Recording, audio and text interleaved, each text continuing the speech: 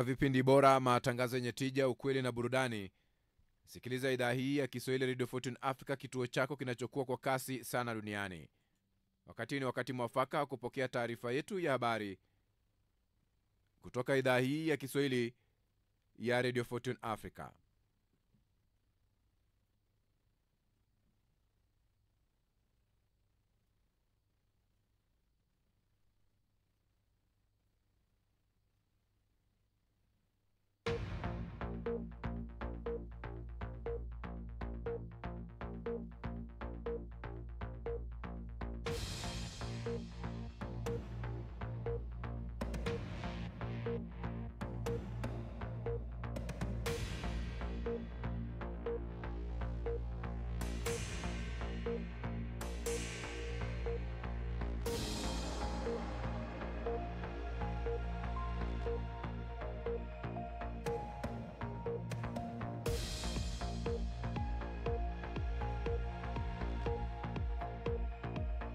Karibu katika taarifa yetu ya habari ya Afrika leo mchana kutoka idhaa hii ya Kiswahili Radio Fortune Africa. Tumekuandalia mengi, ikiwa ni pamoja na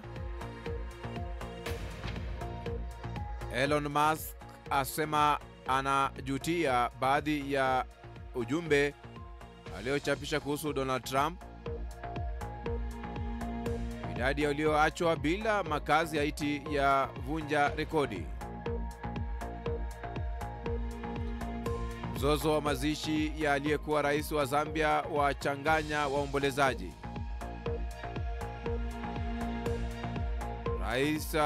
raia wa Asia waomboleza waathiriwa wa shambulio la ufuatiliaji risasi shuleni.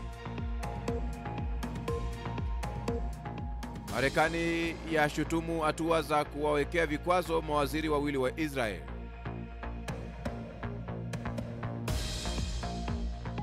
Na amri ya kutotoka nje yaanza kutekelezwa katika jiji la Los Angeles, Marekani.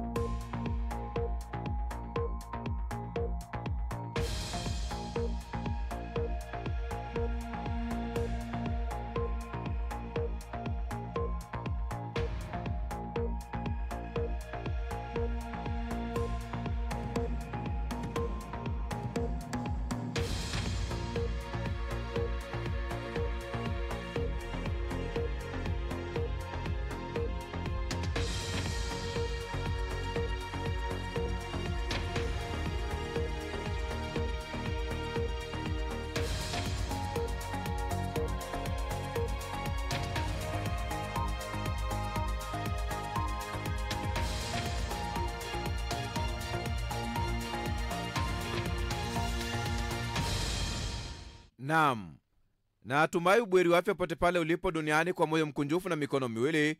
Ujambo na karibu kwenye taarifa yetu ya habari kutoka idhaa hii ya Kiswahili ya Radio Fortune Africa. Jina langu ni Kantona Joseph.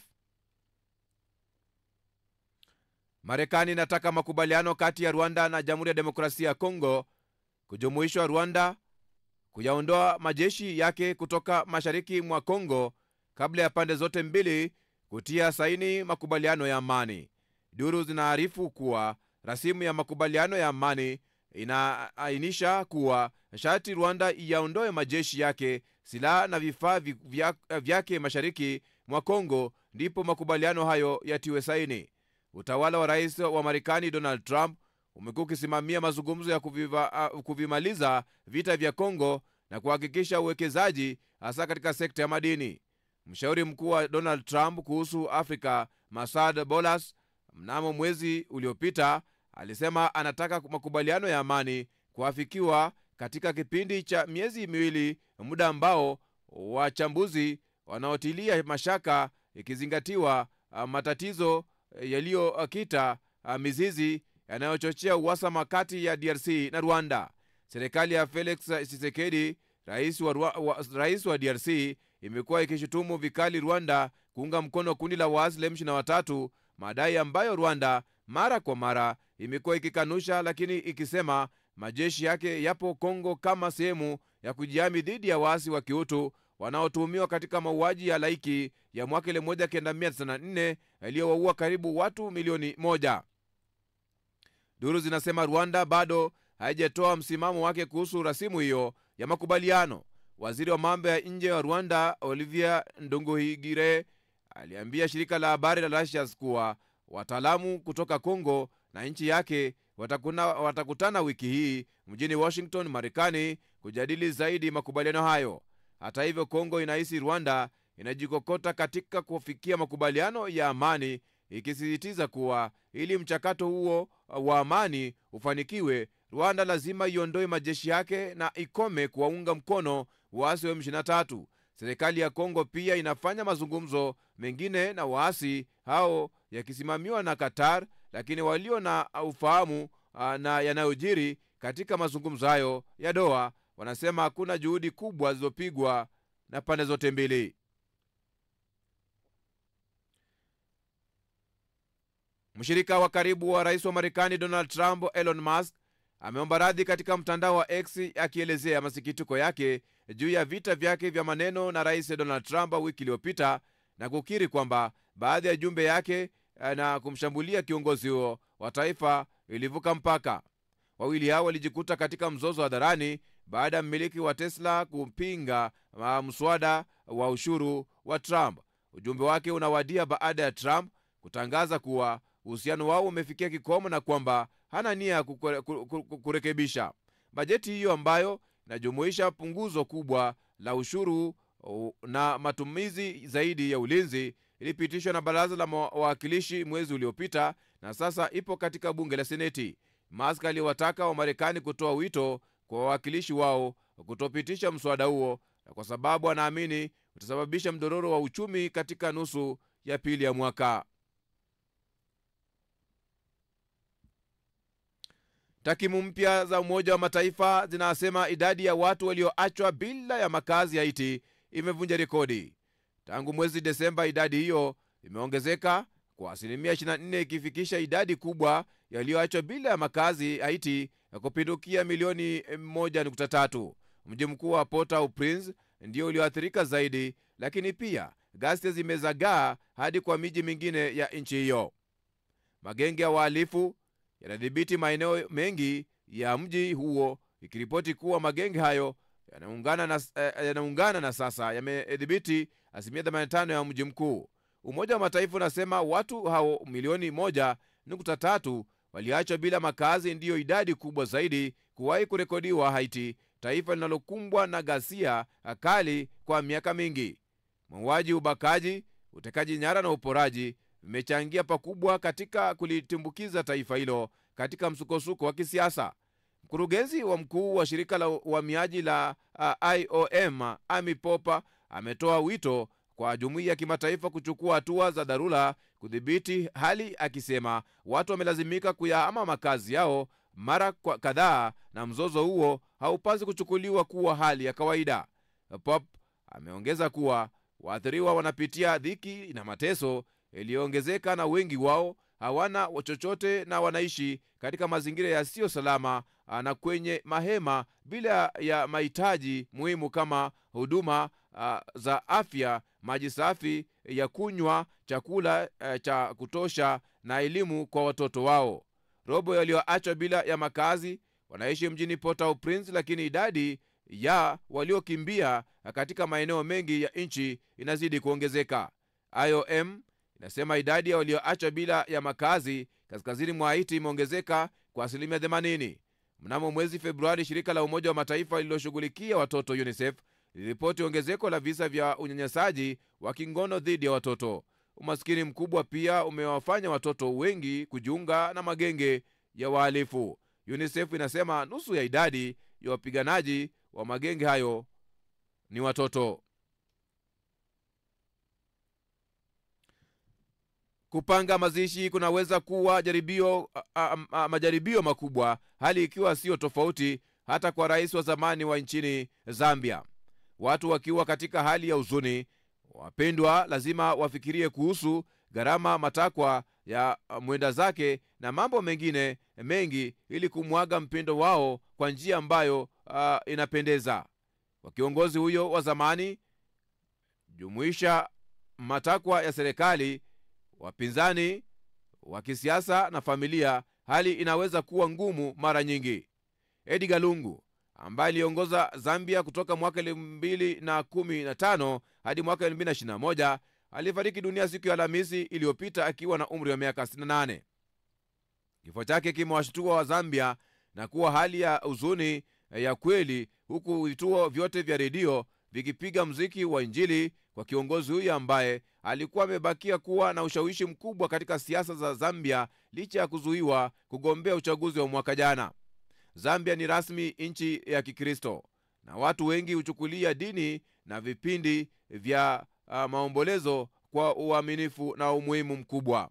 Lakini mvutano kati ya familia yake, serikali na chama cha siasa cha Lungu Patriotic Front PF umewacha waombolezaji wakiwa na wamechanganyikiwa kuhusu jinsi ipi hasa rais huyo wa zamani anapaswa kupewa heshima yake ya mwisho. Serikali imetangaza kutakuwa na mazishi ya kitaifa na kutangaza kwamba mahali rasmi pa maombolezo atakuwa sehemu ya kulala wageni inayomiliki katika mji mkuu Lusaka, lakini chama cha PF kilitupilia mbali mpango huo na badala yake kikaelekeza waombolezaji kwenye makao yake makuu. Kuhusu familia Lungu, wamesema hawapingi mazishi ya serikali, lakini wamesisitiza kuchagua ni nani atakayesimama ama kusimamia mazishi hayo. Wakili wa familia Makebi Zulu amesema kisha kuna kitabu rasmi cha maombolezo ambacho waombolezaji wanaweza kumwenzi Lungu. Serikali imetenga kitabu rasmi katika eneo la waliotenga, lakini PF imewataka watu kusaini kitabu chao, lakini katika makao yao makuu. Serikali ilitaka kurudisha mwili wake kutoka Afrika Kusini. Wiki iliyopita Lungu alifia huko baada ya kupata matibabu ya ugonjwa ambao haujajulikana. Hata hivyo, PF na familia ya Lungu waliingilia kati wakitaka kupewa fursa ya kufanya maandalizi wanayotaka kwa kiongozi huyo wa zamani. Mipango ya kurejesha mwili wa Lungu bado hajulikani, ingawa familia sasa inashirikiana na serikali kuhusu swala hilo. Serikali ilitangaza kipindi cha siku 7 cha maombolezo ya kitaifa kuanzia Jumamosi iliyopita, ingawa PF ilitangaza siku moja kabla. Mkusanyiko huu unaonekana kuwa mwendelezo wa uhusiano wa msukosuko kati ya Lungu na mrithi wake Rais Hakainde Hichilema. Wawili hao ni wapinzani wa muda mrefu. Mnamo mwaka 2017 Lungu alipokuwa rais, Hichilema aliwekwa kizuizini kwa zaidi ya siku 100 kwa tuhuma za uhaini baada ya msafara wa Hichilema kudaiwa kukataa kumpisha njia. Ilibidi Jumuiya ya Madola kuingilia kati kwa Hichilema kuachiliwa. Miaka 4 baadaye na baada ya majaribio 5 ya urais, Hichilema alimshinda Lungu. Sasa chama cha PF na wakili wa familia ya Lungu wanaishtumu serikali ya Hichilema kwa kuhusika kwa kiasi fulani na kifo cha rais huyo wa zamani. Maelfu ya watu nchini Australia wamefanya mkesha wa kuwasha mishumaa kwa waathiriwa wa shambulio la ufyatuliaji risasi shuleni ambapo watu 11 waliuawa. Polisi wamesema mshukiwa huyo mwenye umri wa miaka 21 ambaye ni mwanafunzi wa zamani alijitoa uhai katika bafu ya shule muda mfupi baada ya kutekeleza shambulio hilo huko Grace siku ya Jumanne, ilikiwa ni baya katika historia ya hivi majuzi nchini humo. Kisa hicho kilitokea katika shule ya upili ya Dresh Suguzengase kaskazini magharibi mwa jiji hilo. Watu wengine 12 walijeruhiwa, wengine vibaya, na nia ya mshambuliaji huyo bado inachunguzwa na maafisa wamesema. Wanawake 6 na wanaume 3 waliuawa katika shambulio hilo na mwanamke wa 4 alifariki baadaye hospitalini. Shirika la habari la APA la Australia limeripoti kuwa 7 kati waliouawa walikuwa wanafunzi. Astrida, mwanamke aliyeishi na mumewe France katika orofa ya chini ya jengo la makazi karibu na shule hiyo, amesema kwamba walikuwa wamemaliza tu kufua aliposikia milio ya risasi.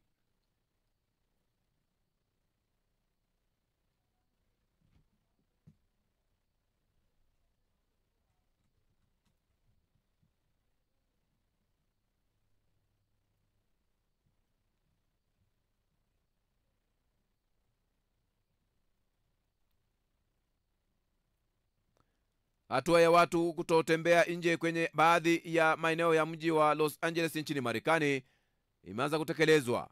Hatua hiyo ilitangazwa saa chache zilizopita na meya wa Karen Bass ili kuzuia visa vya waandamanaji kuvunja na kufuja mali ya watu kwenye maeneo ya biashara. Tangu Ijumaa iliyopita kumekuwa na maandamano makubwa katika mji huo kupinga sera ya uhamiaji ya Donald Trump baada ya kuagiza msako dhidi ya wahamiaji nchini humo.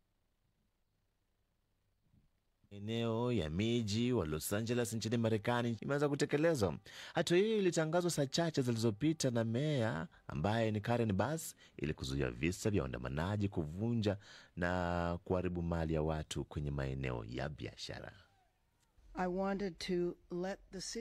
Na watangazia wenyeji wa mji huu kufahamu kuwa nimetangaza amri ya watu kutotembea nje katika maeneo ya chini ya Los Angeles ili kuzuia wizi na uharibifu wa mali.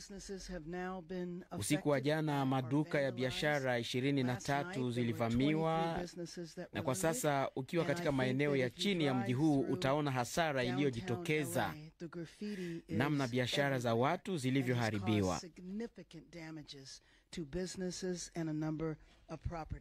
Meya wa mji wa Los Angeles Marekani ambaye ni Karen Bass.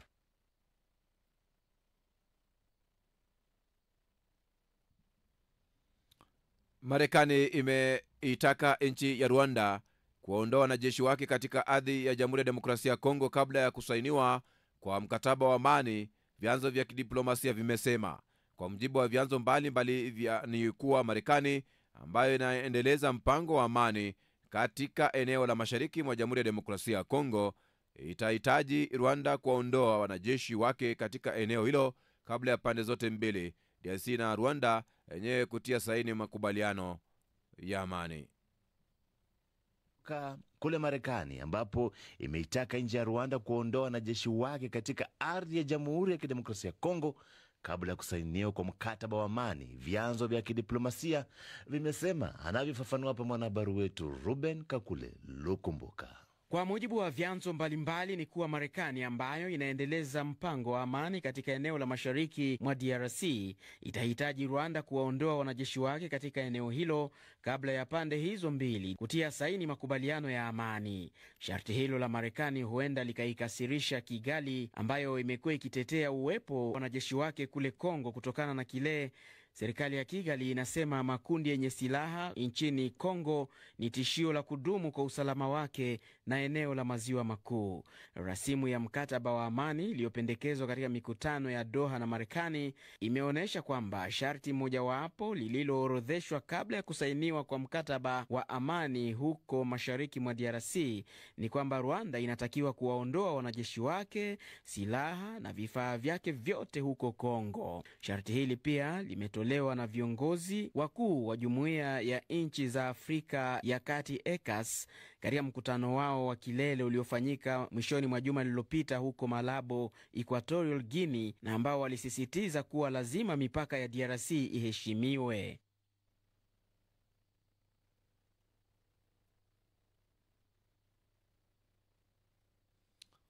Ni taarifa ya habari kutoka idhaa hii ya Kiswahili ya Radio 14 Africa. Jaji mkuu wa zamani wa Kenya Willy Mutunga, wakili mwandamizi Martha Karua na watu wengine 4 wamefungua kesi katika mahakama ya haki ya Afrika Mashariki dhidi ya serikali ya Tanzania, wakishtumu kwa kuwaweka kizuizini kinyume cha sheria, kukatazwa kuingia Tanzania na kufukuzwa.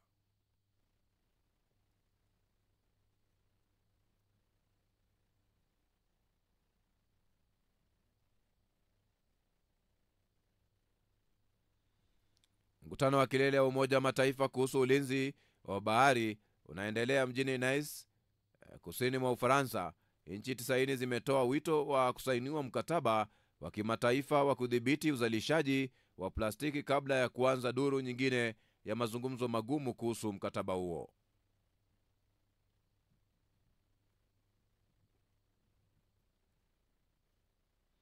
Iwapo basi unaungana nasi, ni taarifa ya habari kutoka idhaa hii ya Kiswahili ya Radio 14 Africa.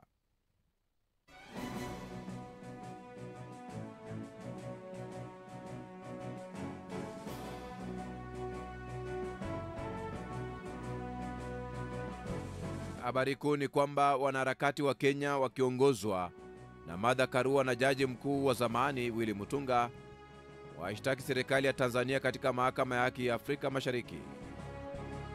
Waandamanaji wakiuka amri ya kutoka nje usiku kule Los Angeles, Marekani, na kulazimisha polisi kuanzisha kamata.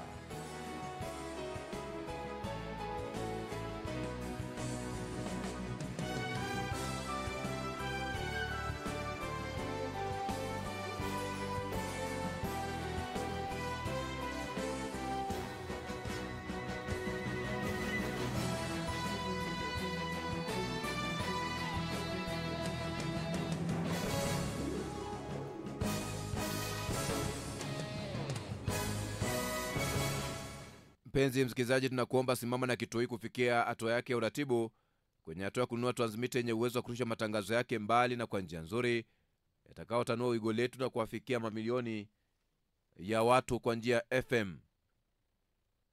Unachoweza kufanya basi ni kuweza kutuma mchango wako kupitia paybill number ni 625625, account number ni 012450 85217800, au till number ni 45614688 kupitia mitandao yote. Paybill number ni 625625, account number ni 012450 85217800, au till number ni 45614688 kupitia mitandao yote. Hii ni idhaa ya Kiswahili ya Radio Fortune Africa. Mambo yetu, safari yetu, maisha yetu, tamaduni wetu na imani yetu. Sikiliza idhaa hii kwa vipindi bora, matangazo yenye tija, vile vile ukweli na burudani.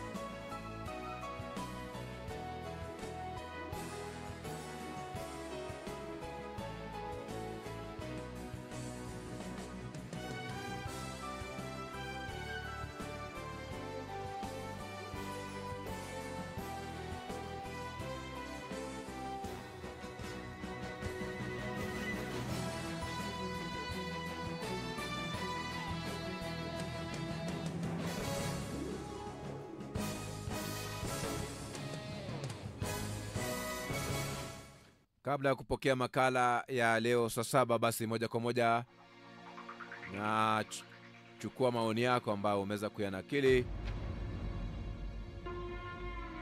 kuambatana na taarifa ambayo tumekuletea. Anaitwa Seda Aggression Palevi nikiwa Kibaha, Tanzania, na wapata vizuri Radio Fortune Africa. Joel Iragi Muigiru wa Palevi, jambo Radio Fortune Africa, na wapata vizuri sana, asante na karibu. Bakili anasema kwamba hongera sana kwa ushindi huo, unaonyesha kwamba Afrika inaweza.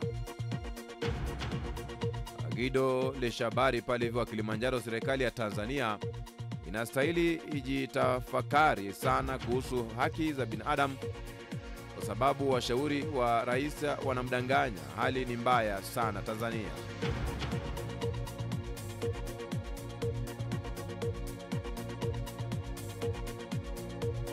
Kwenye taarifa ya nchi 90 zimetoa wito kwa kusainiwa mkataba wa kimataifa wa kudhibiti uzalishaji wa plastiki. Isaya Sambo amesema mpenda amani, anasema mataifa yote yenye kujua umuhimu wa manufaa ya bahari hawana budi kusaini mkataba huo wa ulinzi wa bahari pamoja na ulinzi wa viumbe waishio baharini. Jisto Malila anasema wa Mbeya, Tanzania, ulinzi wa bahari ni muhimu kwa mustakabali wa mazingira. Mkataba wa kimataifa utasaidia kila taifa kuhakikisha linazalisha mifuko ya plastiki.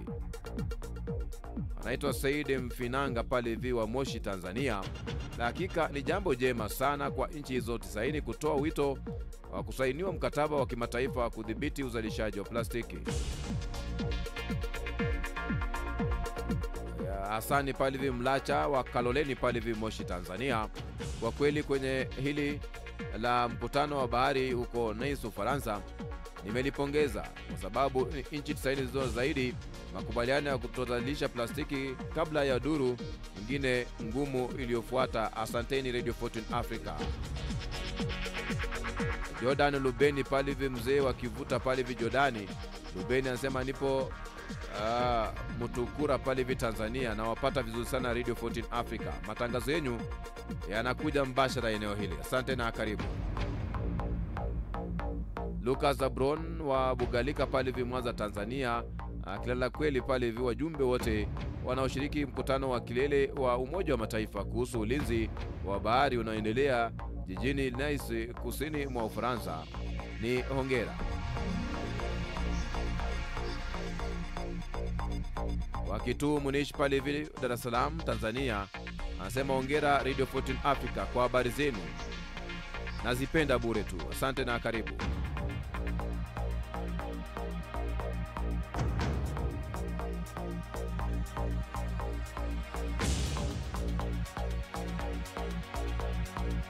Toka Kinondoni, Tanzania pale hivi eneo la Dar es Salaam, anasema ni jambo jema, kwani plastiki inachafua mazingira kwa kiwango kikubwa sana kuliko taka nyingine, maana zinachukua muda mrefu kuoza. Ni taarifa ya habari kutoka idhaa hii ya Kiswahili Radio 14 Africa.